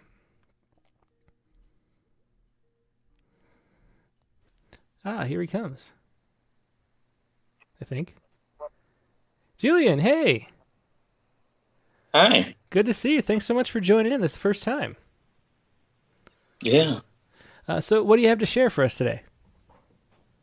It's a Poet's Response. Article was based on the Darwin's Arch in Galapagos that was collapsed. Yeah, that was sad to hear that, because that's one of the most iconic sort of natural features in the world. I'll put up on screen. You include the link. Thanks for that. So this is Darwin's Arch off the Galapagos. That shelf there between the two pillars collapsed over the last week, I guess. Had you known about this before? Are you familiar with it? I wasn't actually, but it was sad to hear that it's gone now. Yeah. And so that's what you wrote about. This was Darwin's Arch. I have it up on screen. Go ahead whenever you're ready. And you have to read your own version, though, I should warn you. Okay. Darwin's Arch. Darwin's Arch in the Galapagos has now collapsed. Was it just a natural erosion, or has the climate crisis claimed another victim? Our hands were once bridges, hands that stretched from the rugged interior of Borneo to the manicured gardens of the Down House in Kent. Had Wallace not written to Darwin, their clever exchanges would not have led to the discovery of natural selection, the origin of species, and how we came to be, forever linking humanity to nature. Our hands are now cleavers, riddled with lines of our own destruction. Keyboard warriors and drive-by command assassins, We trade barbs and burns like grenades. Throw, shoot, reload with spite. Spoken word is spit. Metaphors are the bomb. We are hair-triggered for calling out. Knee-jerk reactions over thoughtful discourse. Content over context. Spouting tags and labels in towers or babels. Narcissists are influencers. Clock watchers are now TikTokers. Going viral is really a disease. They're hooked on infectious likes and fevered scrolling. And emojis are just poles for the polarizing. It's all in or Fallout Boy, the either-or binary, the descent of man corollary.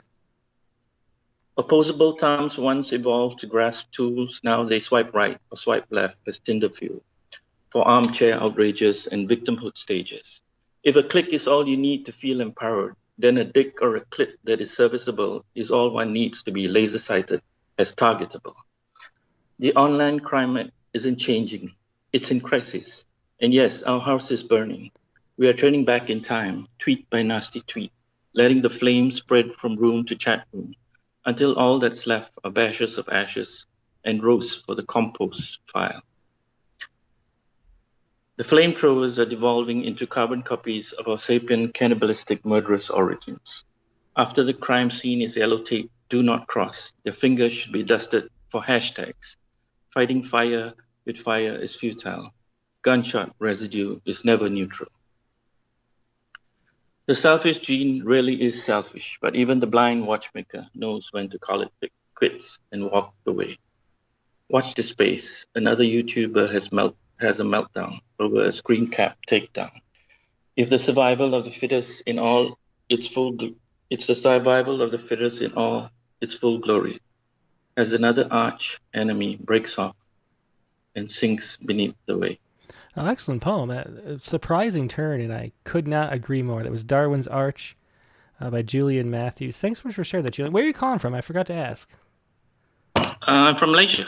Ah, well, so glad you could join us. Just wonderful poem and great turn there into, I love that line, our hands are now cleavers riddled with the lines of our own destruction. It's just so true. And try to make a nice, happy space for online and hope we are here with the Rattlecast. But thanks so much for joining us. It's a pleasure to have you on.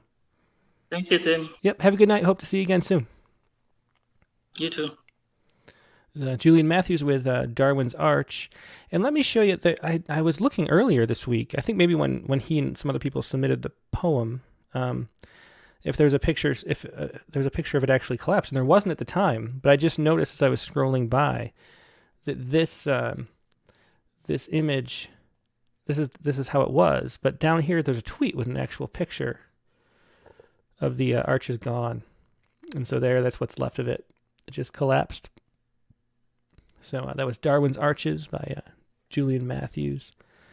Oh, and you can find Julian at, I guess it's got the hashtag Julian's Poems, JULIANS Poems. I think you can find him. I think I've seen him on Twitter, maybe, or maybe YouTube. I've seen him somewhere. So just go to Julian's Poems, and you'll find some of his poems. Okay, let's try to circle back to see if we can catch up with Joseph Cecchini for the first time and see if Joseph can answer.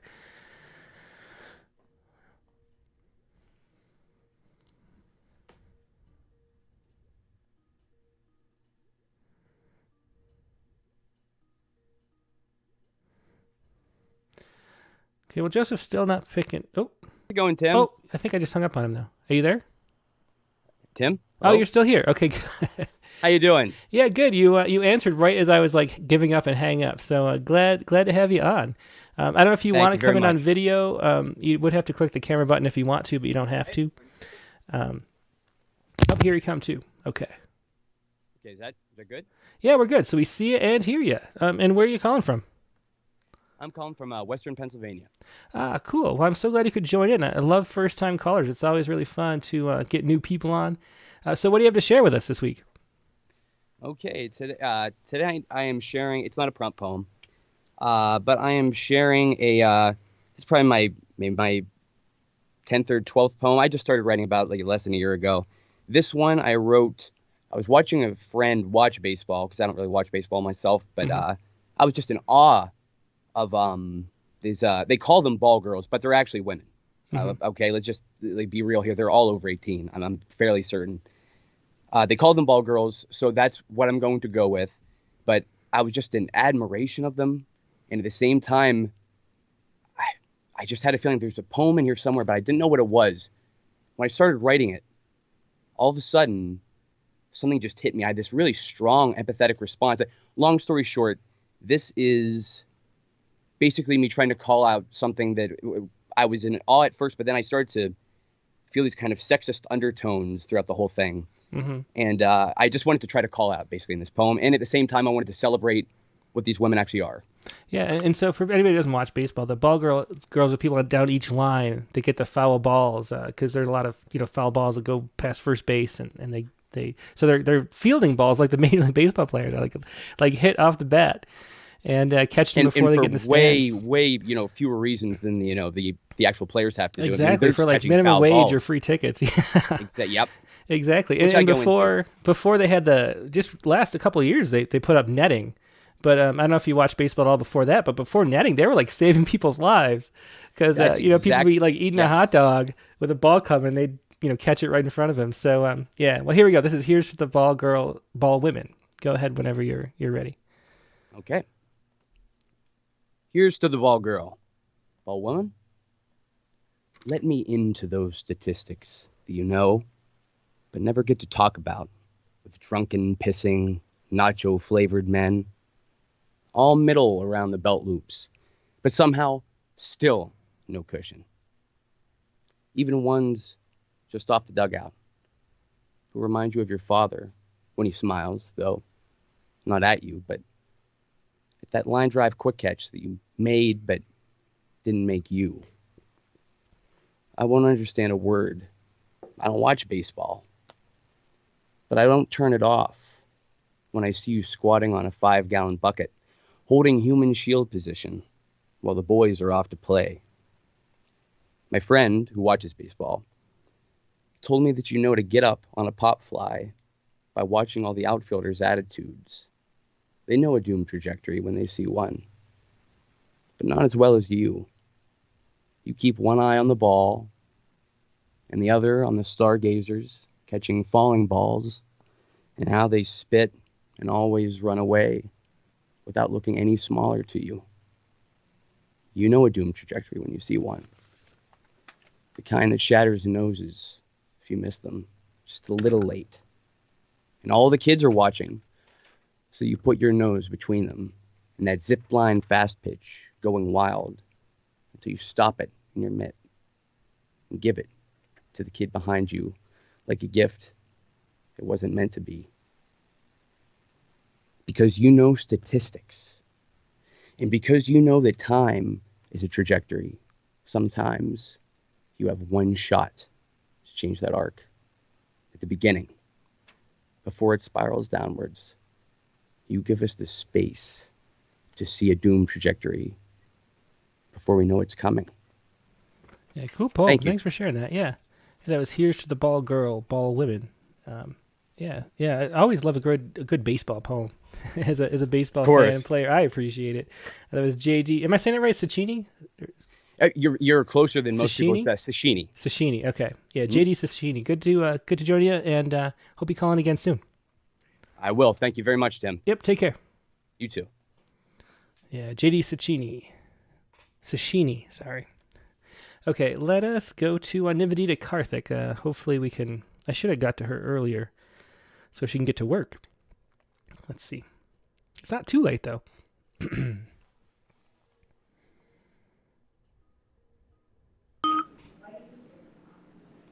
Hey, Nivedita, how you doing this morning?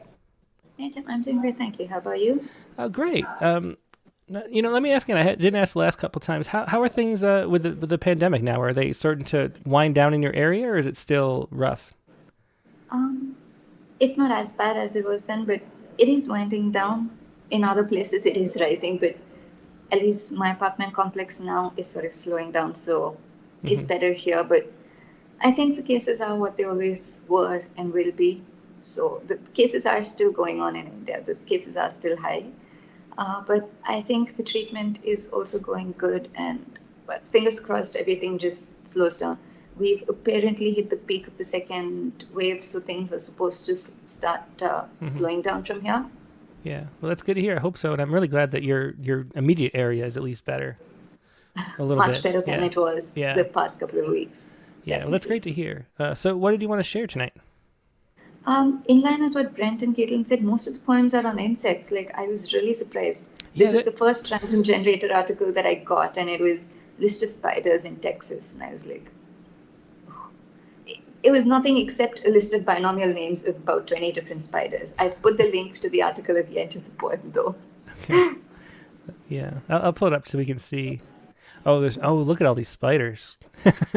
I won't. It's just a list of it's, but it's a huge list of spiders. Okay, go ahead. This is Musings from the Web. Whenever you're ready, go ahead. Okay, great. Thank you. Musings from the Web. The humans are afraid of me, tiny as I am, with 8 little spindly legs and a body no bigger than a nail. Tucked away in a corner, I spend my time trapping all manner of bugs and beasties that otherwise would ruin their day. Yet the humans are afraid of me. I spend hours on my precious works of art, every gossamer thread pulled taut just so. Mindlessly, they vacuum it up. Yet the humans are afraid of me. Patience is an art well learnt, and perseverance a skill I possess that they say they wish to learn from me. Yet the humans are afraid of me. With every breath the humans take, I risk getting blown away. And now I am afraid of the humans. Great poem. Thanks so much. It was Musings from the Web.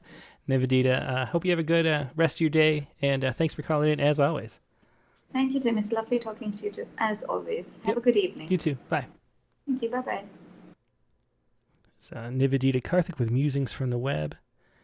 And just to show you, this is how many spiders they have. Watch, we'll just run down. Look at all these. We're only in the A's. It just keeps going and going and going and going. So if you have arachnophobia, don't investigate every spider in the world. Okay, let's go next to, I don't know if we're running, let's see, we have Richard Westheimer still. And let's see, this 843 number, if you called from the 843 number, call again, because this was really early in the morning. I'm not sure. It was around noon, somebody called. I don't want to call you back because it wasn't during the show. But let's call up Richard Westheimer. And that could be the last caller of the night. Hey, Richard, how you doing this evening? I'm doing well, and I just wanted to tell you how grateful I've been during the pandemic for these Tuesday nights. It's really been a great year of gathering with you and the hangers-on YouTube. Yeah, it's just a lot of fun for me. Can you still make Sunday nights? Is it an okay time for you? Okay, good. I'm glad to hear it. I think it'll be better getting both together into one show, a little more for the podcast version especially. But so I've been thinking about that for a long time, but I don't want to make people miss it either. So I'm a little worried about switching it up, but hopefully we won't miss too many people. We'll make it work. The interviews are great. And speaking of which, this coming Sunday, starting at 9:00 for you, are you going to start it at 8:30? Yeah. So that's what we're going to do. So the poet is going to be, it's sort of like the time that we always have. Originally, the first half of the first maybe like 20 episodes, we had a pre-show, and that was so I could get warmed up and make sure everything was working. And then we stopped doing that, but I kind of miss doing that. I want to like stretch it out and make it a little more casual. So so I'm going to sort of pop on half an hour before the actual show starts officially, like and we'll do a Poetry Spawn live thing then, where we'll talk to a few people for the news poems, share that poem of that day, and then I'll do it like a really quick break while I call up the guest, and then we'll have it for an hour. So for you, 11:30 is the time next week, and that's only because the guest is in India and can't do the late show. Normally it'll be 5:30 or no, 8:30 for you. This is getting so confusing already. All the time zone shifting is hard to keep track of. For me, it is 5:30. For you in the East Coast, 8:30.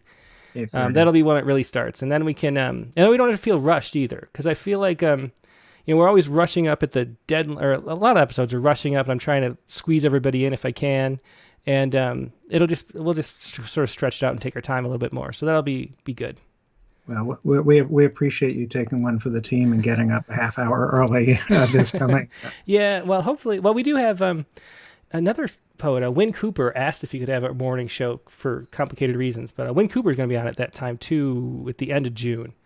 So we'll have a few shows early, and then the 4th of July is a Sunday, so we're flexing it out to Tuesday for that show. So we'll still have some Tuesday a little bit too.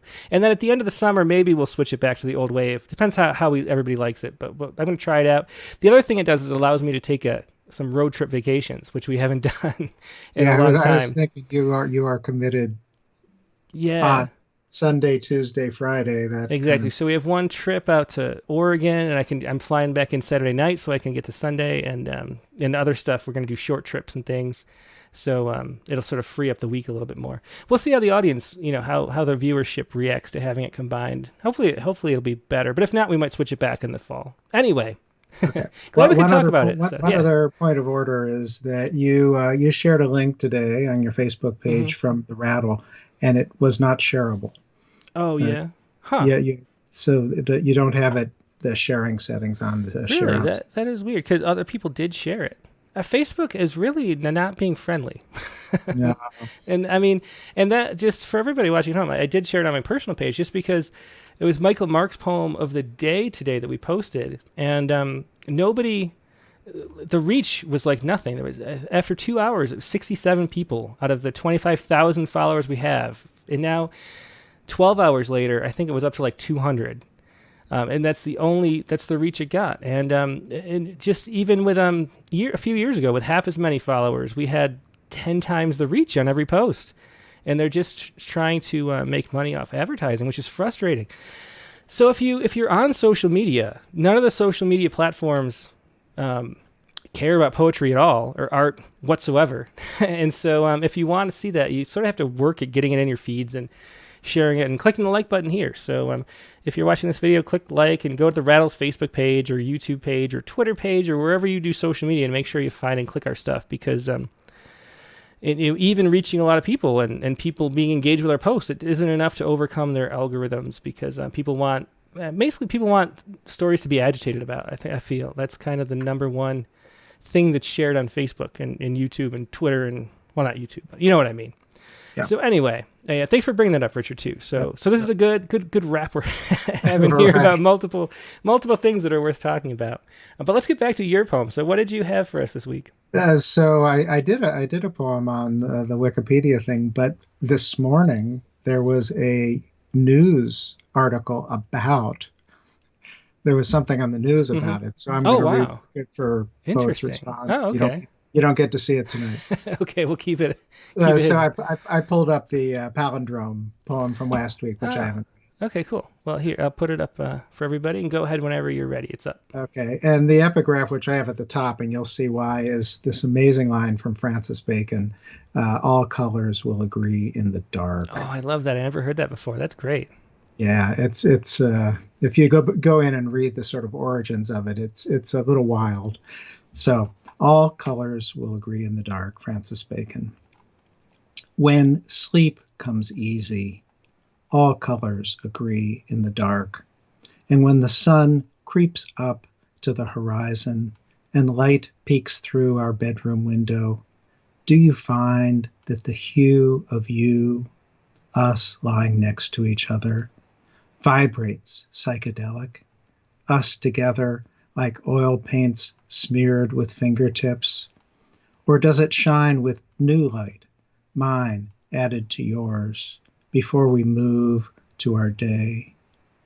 Before we move to our day, did we shine with new light, yours added to mine, together like oil paint smeared with fingertips, lying next to each other, vibrating psychedelic?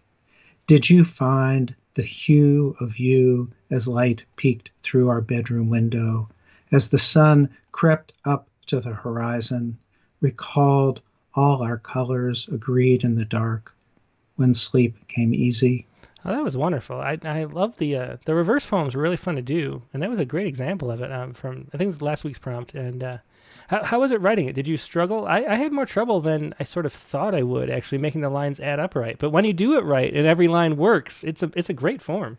Well, it's an iterative Mhm. process. Yeah. And because you want it to come out someplace different than it went in, Mhm. even though it's the same words. And so I had to sort of like re-go through the poem a couple times to find that sort of exit ramp as different. And the breakthrough was the title, making the title part of the reverse poem, and just adding that at the beginning and the end, sort of changed the tenor of the poem. Yeah, that made for a great last line. Good stuff. Thanks for sharing that, Richard.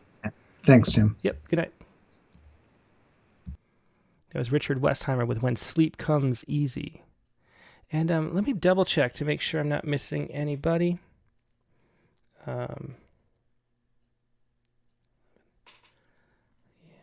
Okay. And over here. Okay, so I think that is it for tonight. Thanks, everybody, for joining us on the Rattlecast. As always, it's always a pleasure. Wonderful interview with Kerrin McCadden. It was fun to listen to her poems, and they're just wonderful. She's just a great poet. Once again, her book was American Wake Here, and you can find that at KerrinMcCadden.com. And from Black Sparrow Press, of course. Now, next week's guest, we just talked about it with Richard, but next week's guest is going to be... Oh, wait, let me do the prompt first. Sorry. Before we say that again, the prompt for next week is going to be right here. Write a poem about a parasite. Be as literal or figurative as you wish. That is the prompt for next week. Write a poem about a parasite. Be as literal or figurative as you wish. Of course, these prompts are always optional. You can share whatever you'd like on the open lines, or poems about current events or stuff you published recently. But the prompts are a way to just get everybody writing poetry, which is our goal here at Rattle all the time. These are prompts that Megan writes every week, and then me and Megan try to write a poem, and you guys can share a poem too. And next week's guest, once again, is going to be Supriya Kaur Dhaliwal, and her new book is The Yak Dilemma. It's her first book. Really interesting. It's too far away to reach. I should have put it up on screen, but it's very interesting inside too. And she's a poet based both in the UK and India, I believe. And she's in India now, so it's going to be the early show, and it's going to be Sunday, May 30th, noon Eastern time. But we always start the show now half an hour early for Poets Respond Live. Now that Sundays, we're smushing the two shows together. So we'll do a half an hour of Poets Respond Live at 11:30 a.m. Eastern time. And then we'll take a quick break, bring in Supriya, talk about the Yak Dilemma, interview her for an hour. Then we'll just open up the lines, and anybody who wants to share poems after that, if you didn't get in the first half an hour, you can share a poem in the second hour, if that makes sense. So hopefully that's not too confusing. I think this is a slightly better format for several reasons. It'll be a little easier to... I'm also going to do more clips from shows too, because that's a lot of fun to do too. So that is Rattlecast number 95. The new day, Sunday, May 30th, right at the same time, but a half an hour earlier as Poetry Respond Live has been. That's going to be with Supriya Kaur Dhaliwal and her new book, The Yak Dilemma. So we'll see you then. Hope you have a good night, and talk to you soon. Good night.